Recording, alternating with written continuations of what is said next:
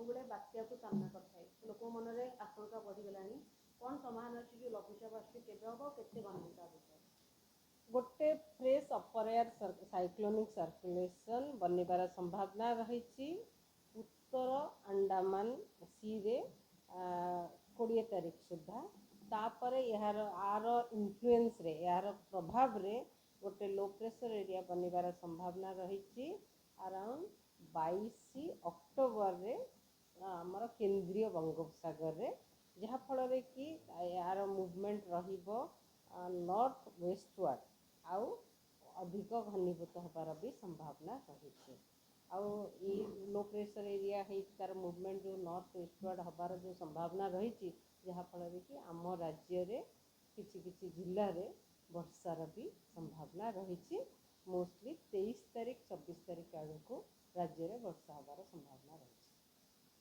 ma'am अन्य weather model एबेठारु prediction करूछन्ति कि बालेश्वर पश्चिम बंग भितर क्रॉस करि पारे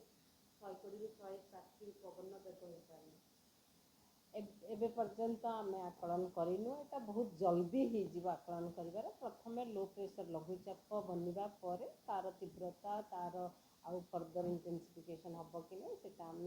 आकलन करके कंटिन्यूअसली आपको आम कही चलू आबे भी आम कंटिन्यूअसली वाच करूँ सिस्टम उपरे आउ एवरी डे आम रेगुलरली अपडेट करूँ सिस्टम विषय रे आउ फोरकास्ट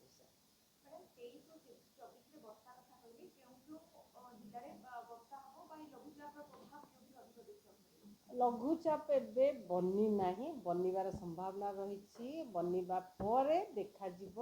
कौ कौ जिले में वर्षा हम किंतु एबे पर्यंत जी आंकलन करा वर्षा कोस्टल ओडिशा रे रहिबो आउ किछि पार्ट इंटीरियर ओडिशा रे भी हेई पारे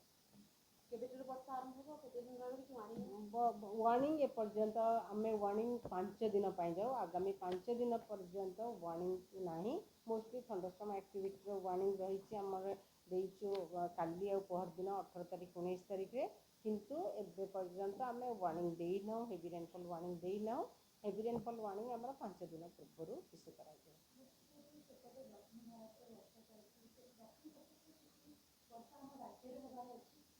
वर्षा काँ भा जगार वर्षा हल्का मध्यम वर्षा काली मैक्सिमम रेनफॉल होता 13 मिलीमीटर बहुत कम वर्षा होता सेमती वर्षा छोटमोट वर्षा कौट